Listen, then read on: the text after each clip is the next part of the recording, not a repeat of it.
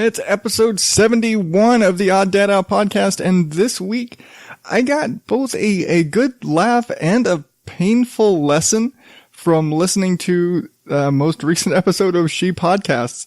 Warning, don't teach your Mexican coworker what "see you next Tuesday" means. Spoilers, it doesn't end well. I've also got Eclipse news, dead bodies in strange places, a workplace affair gone horribly wrong, and by far the worst way to find out your spouse is cheating on you. All that, and I'm revisiting a previous feature for their spinoff show, Movie Maintenance Presents. Beginning Odd Dad Out podcast in 5, 4, 3, 2, 1.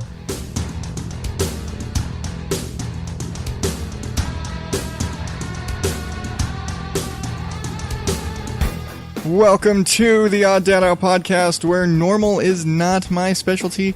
I am your host, as always, the wonderfully awesome and wow, stroking my own ego, Adam Higgins, the Odd Dad Out.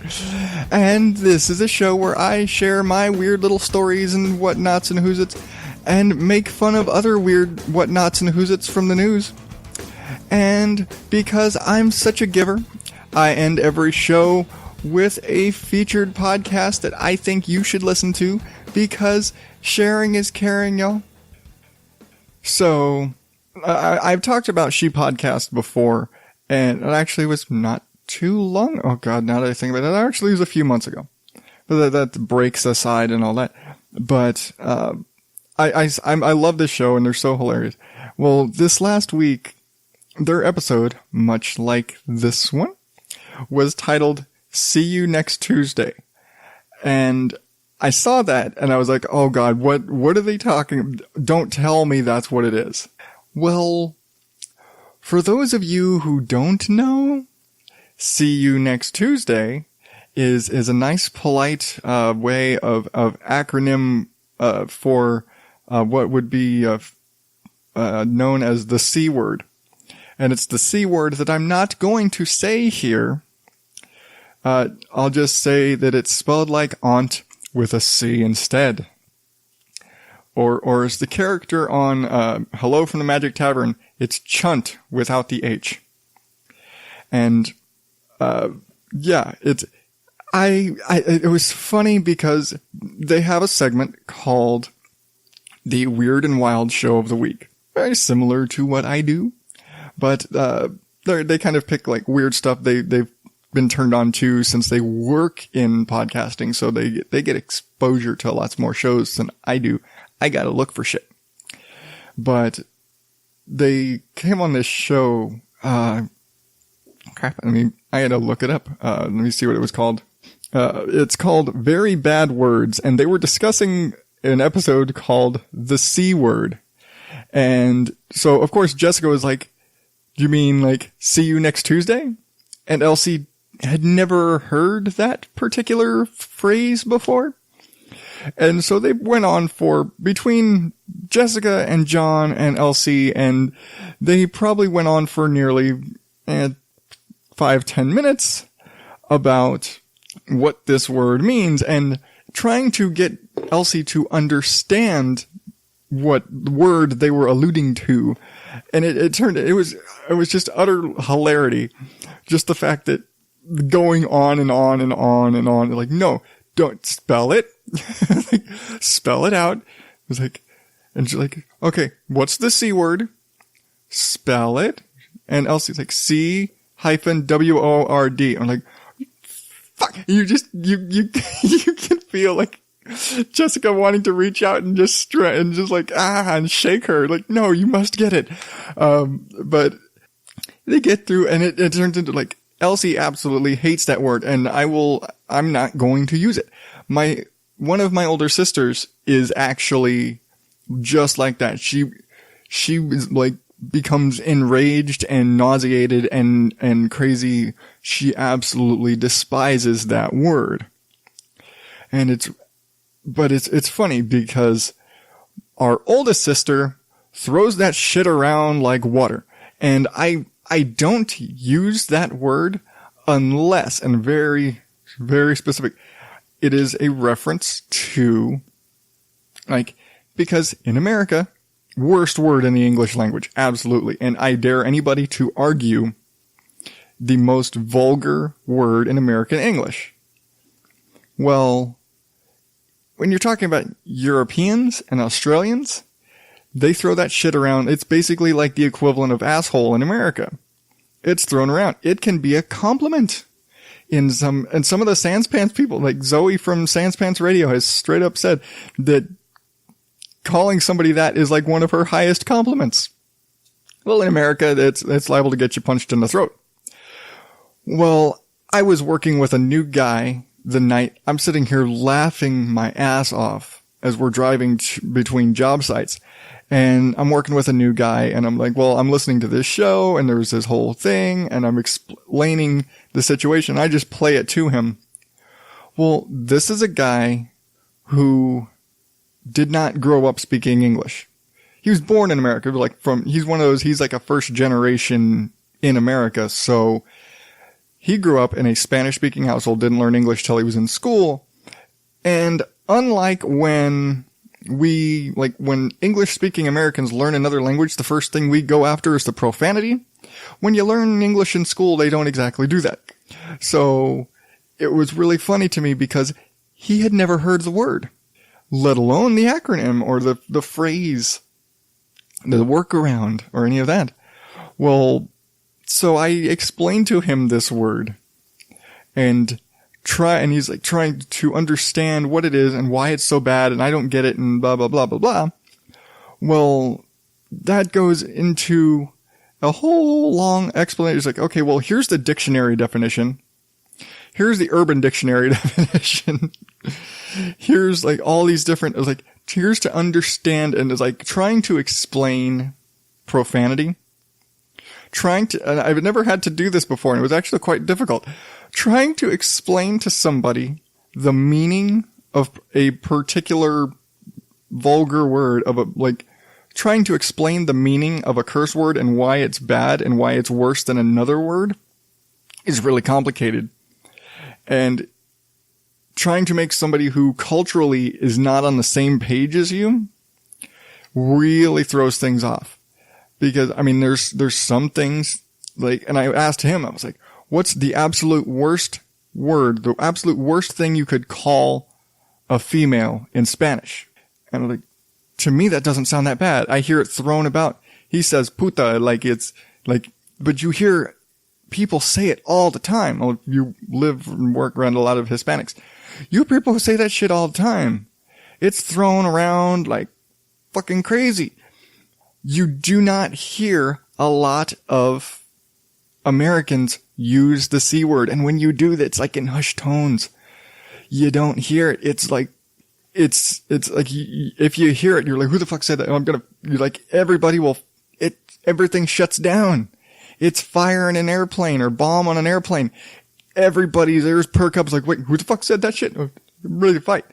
You say it to a female or you call a female that, be prepared to run or be prepared to take, a clawed fist to the throat or lose a testicle. Cause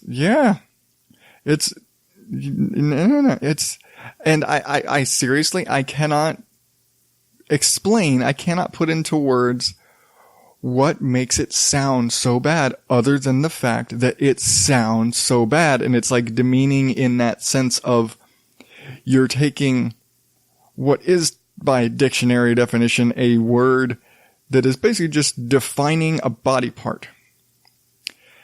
It's like calling a guy a dick. But it's like you're reducing him to only being a dick, but it doesn't have that, calling a guy a dick is like calling him a jerk. I've been called a dick many a time. But it's, I guess when you reduce a female to that term, it's like you're stripping them. I was like, that's all you are. You're nothing more than that, blah, blah, blah, blah, blah. But it's hard to put into words why that little 4-letter word is so much worse than any other word in American English. and trying to explain this to this guy. Like, it just going over his head. He's just not understanding it. Well, this weekend, working with him again, he was like, what was that word? It's like, oh yeah, he's fucking saying it like every 2 fucking words. We're going through the drive-through at In-N-Out, and he's just fucking, it's like, oh yeah, thanks, man. It's like, oh yeah, man, I was like, God, dude, fuck every other fucking word. I was like, dude, he's like, oh yeah, I'm gonna tell that to my girlfriend. Like, I'm totally gonna hit that. I'm like, dude, you're gonna lose a testicle. You're serious. Like, you say that shit to your girlfriend. His girlfriend is a white American girl. She will lose her shit. Like, dude, you want to keep a girlfriend? Don't ever use that word. Ever. It's like the only time I use it is in comedy for the sake of Australian accent, quoting Sans Pants, or any of my Australians. You hear the Australians use it a lot. If I'm quoting an Australian podcaster, totally fine. In context. You know what? When I'm having a conversation with my black friends, believe it or not, I have some, guys are like family to me. We will throw the N-word around in private conversation. I'm admitting to this. If I'm talking to my oldest sister, or referencing an Australian podcaster, or show, or a quote, or a joke they said, I will use that word. Outside of that context, fuck no, I'm not gonna use that shit. It's just, it's asking to be hit. It's asking to end the relationship. He asked me if I would ever say that to my wife. I was like, not if I want to stay married. But, I mean, I can't totally blame him. It is a cultural thing. It's the difference between growing up knowing that's not some shit you say. And I just learned this word 3 days ago. So, you know, it's telling the kid not to put his finger in the light socket. It's the first fucking thing he's gonna do. So and I straight up told him that. I was like, dude, you are the toddler. That word is the light socket. You're gonna stick your fucking finger in the light socket until you get zapped. He's gonna keep saying that shit until it comes back and bites him on the ass. So, you know, lesson to you, an odd dad out pro tip, don't teach your non-American, don't teach someone who's secondary to English, swear words unless you want to face the consequences. Alright, well, I'm going to take my first Potter and Family promo break here, and I'm going to be right back with the news. Hi, I'm Mark James from the popular Poop Culture Podcast. I'm here today to talk to you about a serious matter millions of Americans struggle with each and every day. Do you suffer from a moderate to severe disinterest in life?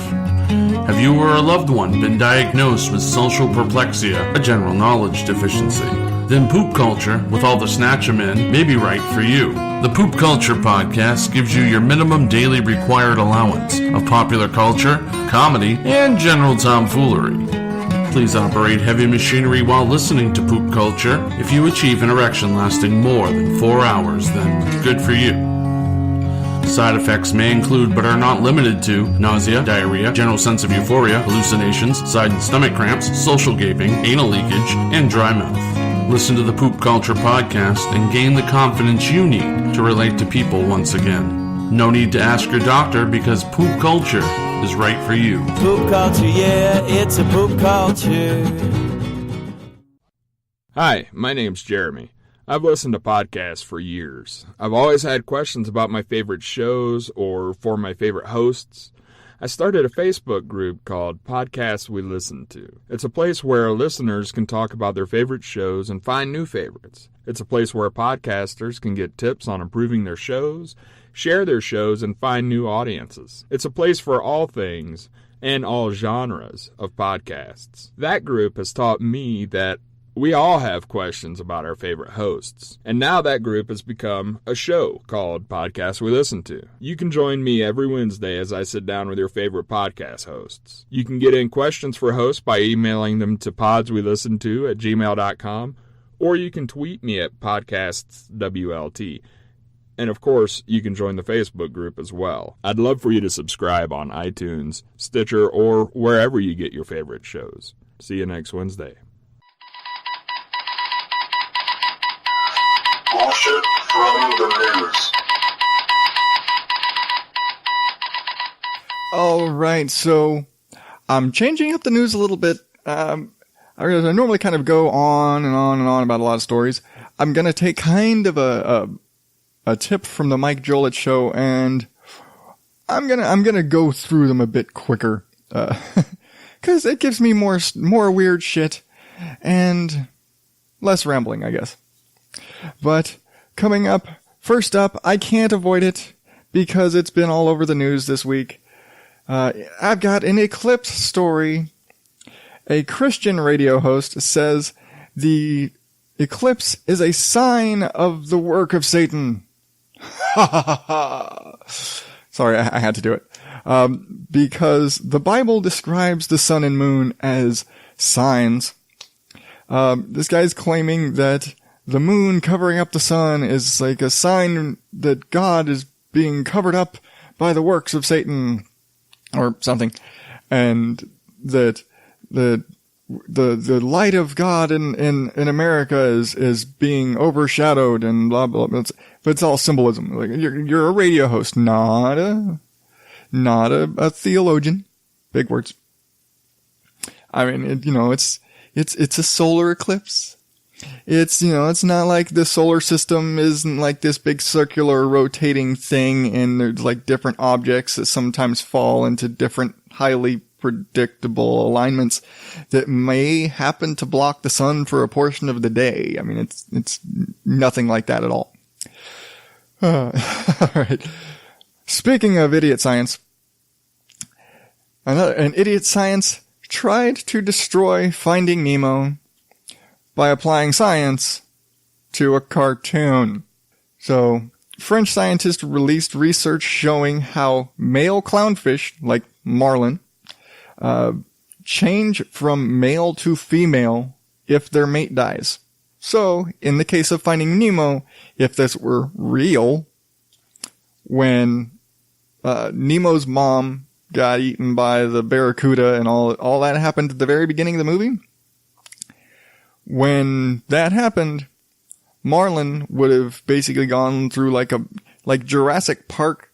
They talk about the frogs going from female to male so that they can keep reproducing. Well, clownfish do that, apparently. And a male will go through hormonal changes over a few weeks and convert from male to female and then mate with the, nearest, age appropriate, the nearest, virile male and continue reproducing. That their drive to reproduce is just such. Like the men will convert into females. And on top of that, apparently the females are super aggressive and defend the shit out of their anemone. And they never leave their homes. So the whole adventure across the ocean and all that would have never happened. But had it actually happened, Marlin would have gone out and he would have returned to the reef like Marion or something. But still, it's a cartoon, people. It's not reality. So what if Marlin comes back and he's Marion? It's a cartoon. And just a tip, scientists, you might want to also look into how that whole, Marlin / Marion and Dory and Nemo, talk. Maybe. It's a thought. Alright. Switching gears out of crazy science. An artist plays dead at tourist spots to protest selfies. Kinda get this? Artist Stephanie Rose has decided to oppose selfie culture in a special way by taking what she has dubbed, I'm gonna probably pronounce it, Steph D's or Steph Dies? It's spelled Steph Dies. I imagine it's Steph D's, whatever. So, she will just kind of drop down, face down dead in random locations, sometimes major tourist spots like the Eiffel Tower, and have a picture taken of her. And So rather than take a picture at the Eiffel Tower, she's gonna drop dead. And I guess face down. I don't get why she's face down, but whatever. But she's done this in portable, not portable, public bathrooms and in tourist spots outside statues and the Eiffel Tower and all over places, and just drop dead and take pictures with sometimes reaction, sometimes not. Sometimes people don't give two fucks. But I get what she's saying. I mean, selfies are fucking stupid. I fucking hate selfies. And they need to go away. But, it's also kind of stupid playing dead while hanging out of a public toilet. And yeah, I get it. It's art and it's for her art. But ultimately, is this really is playing dead hanging out of a public toilet or getting on the rocks by the way, is that really the best way to share your message? I mean, gross. Yeah. Speaking of dead people, totally. I didn't plan these transitions. I just lined shit up. New York City subway workers want the dead bodies out of their break room. You heard that right, folks. So apparently, if somebody dies in a New York City subway, the policy is, police show up, they determine, was there a crime? Yes or no? Do they contain the crime scene, do all that shit?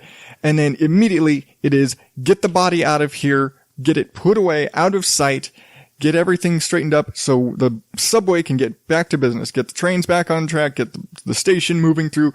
But it's, someone dies, get the fucking body out of here, get it out of sight, move it, we gotta get back to business. Come on, subway's gotta keep going, we can't back shit up, blah, blah, blah.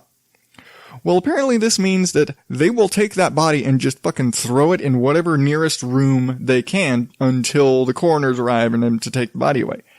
Including, the employee bathrooms and, the employee break room.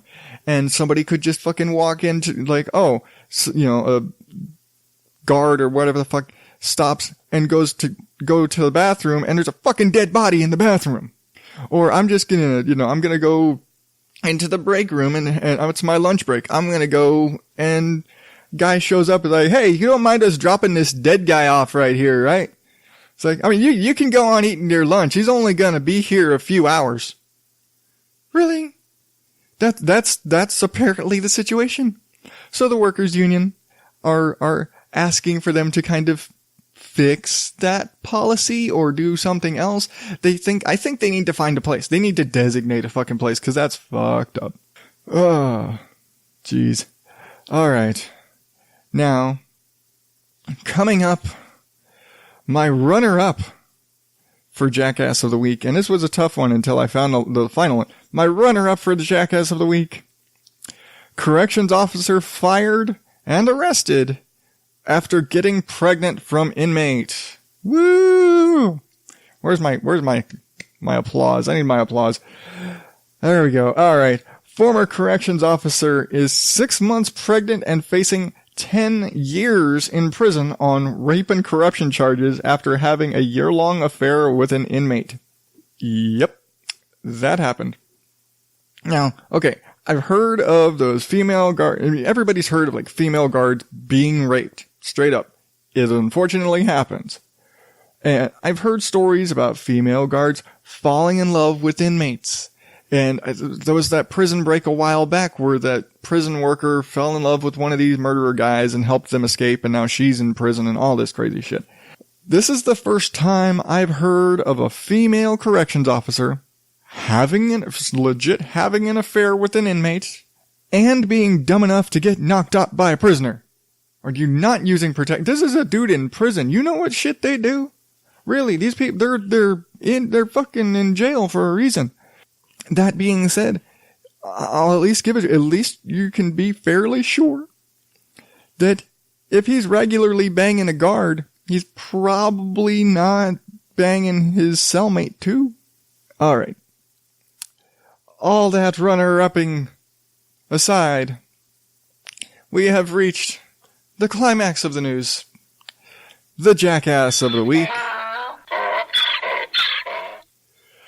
Alright. Let's just get into it. An Illinois man books a prostitute.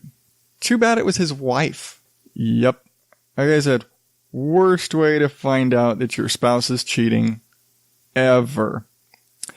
So, Illinois man left in shock when the prostitute he booked from his favorite web service, this guy has been using this service for a while, turned out to be his wife of 19 years.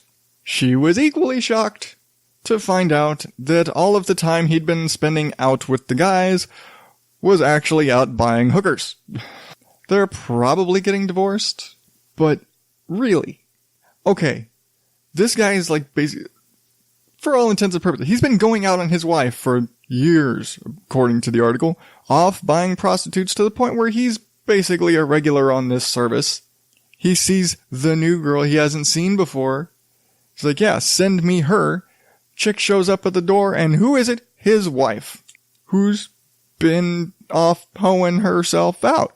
So really, who's wrong in this situation? I'm struggling. I mean, he's been going around banging hookers for years. Apparently, she's been using all the time he's been away to be making extra cash as a hooker. To me, this seems like a kind of a match made in sleazy motel heaven. I cannot. How do you? Yeah, that's it. There are no words. There are no words for this couple because they're perfect for each other.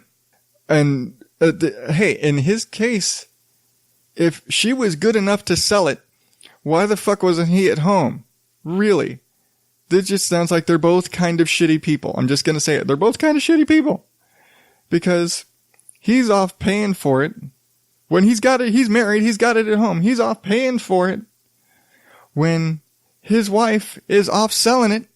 Now, if you're a pimp, this makes sense. If you're actually legitimately an actual, like, off pimping, fine. But this dude's in his 50s, his wife's in her 40s, and they're on opposite ends of this business arrangement. Question. Did he still have to pay her for her time at the end of the night? I don't know. Yeah, that was lame. Okay. All right. Well, I'm going to jump into my last little promo break, and I will be back with this week's featured podcast, Movie Maintenance Presents. Do you like podcasts? Do you like listening to podcasts? Do you have ears? Do you like Justin and Chrissy? That's our names. I know. We have a podcast. It's called So I Married a Movie Geek. Check out this clip where we talk Star Wars sex. I don't know how to explain this articulately, but what quote unquote gives me lady boners as far as this goes is not a person, and not like, especially not like a guy where, like Harrison Ford or Luke, or, even if I swung the other way and said, ooh, Leia. What Ewoks? Two Ewoks like stacked on top of each other? I mean, little double Ewoks. If I were going to go that route, I would just go for Chewbacca. Like, why do I need two stacked on top of each other when I can have Chewbacca? So you like movies? Do you like good times? Check us out. We're So I Married a Movie Geek at Movie Geekcast on Twitter. We're on Facebook, iTunes, Podbean, Google Play, Stitcher, all those other things. We'll see you at the movies. Hey everyone, I am Mike Jolitz from The Mike Jolitz Show, available on Spreaker.com and iTunes soon, I hope. I do a show where I mention some news items, celebrity stuff, stupid criminals, and just silly things I read on the interweb. Proud member of the Podern family. What is the Podern family? Hey, this is Shane. That's not Shane. That's a robot sent by the government. And that's Kenny from I'm Now a That robot too. From Now That I'm Older. More like Now That I'm Robots. This is Gabriel Russo from the Hollywood Scandals of Yesteryear podcast. This is Steve from the Drift and Ramble podcast. This is Nick from the Epic Film Guys podcast. This is Emily from The Story Behind. This is Adam from Everyone Has a Podcast. This is Sean Harrigan from the Cinescape podcast. We are you. Podcasters coming together in a community to help one another grow. So follow us on Twitter at Podern Family and use the hashtag Podern Family in your tweets and retweet other people who do the same. Podern Family, where great podcasts come home. Recommended listening.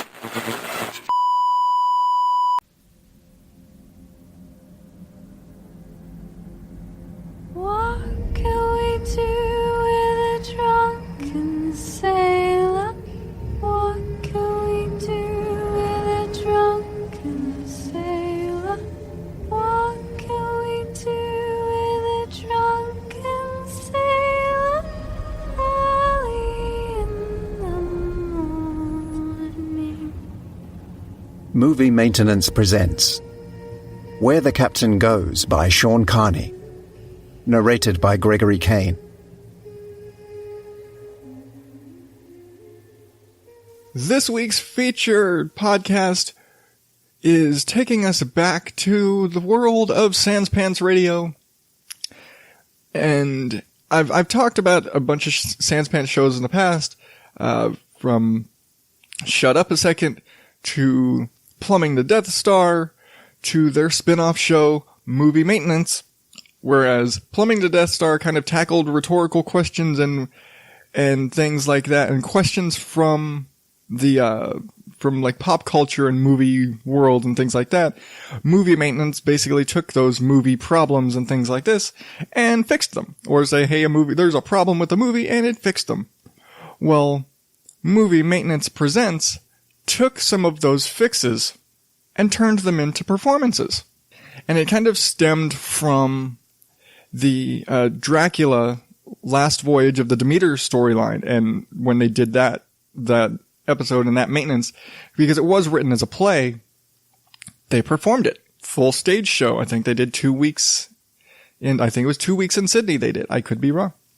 But that turned into the novelization of the play. And which was, I still say that story makes me cry. To this day, that one hits me hard. I've played that episode for other people that they're like, damn, dude, that was amazing.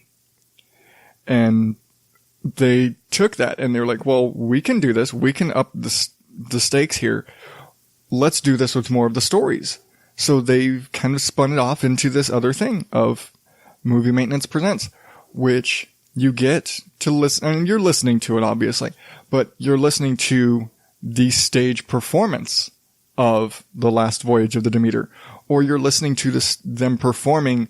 They did a Bruce Springsteen biopic, but most recently, what I thought was just amazing is they basically took The Last Voyage of the Demeter and they novelized a sequel to it.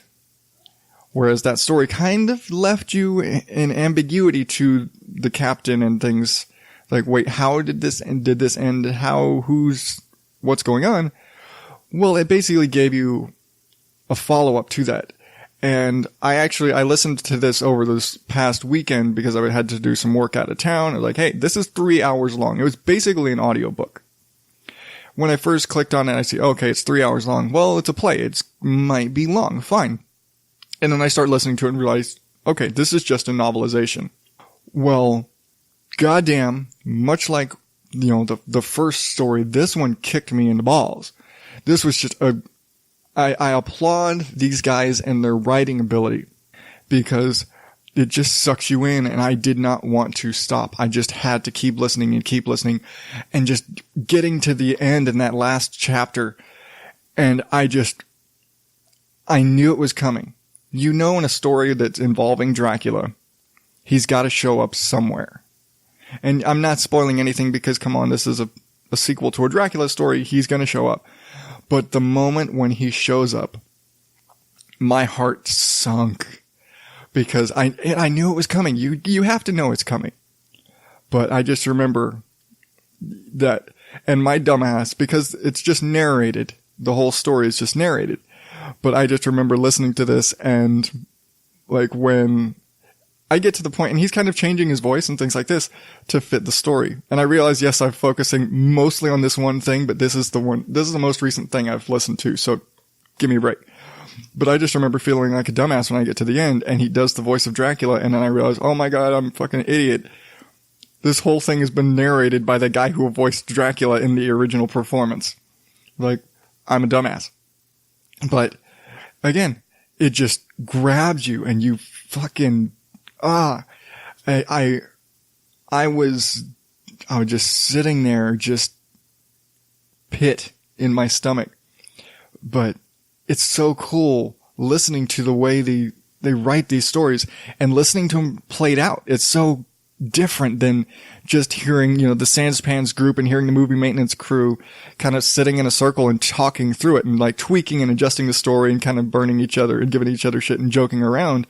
As in the main show, just hearing that final pitch kind of brought to fruition and hearing it all put together in finality. It's amazing. It's such a different experience than hearing them pitch it than to hear it played out with, music and interaction between different people. It's amazing. It's absolutely worth listening to. You should definitely be listening to Movie Maintenance anyway, but I definitely take some of those best stories and some of and this one was it was like, again, it's a spinoff of a spinoff show. And then the episode, like the one I keep referencing, there was Where the Captain Goes, I believe is what it's called. And it's, Where the Captain Goes is the sequel one.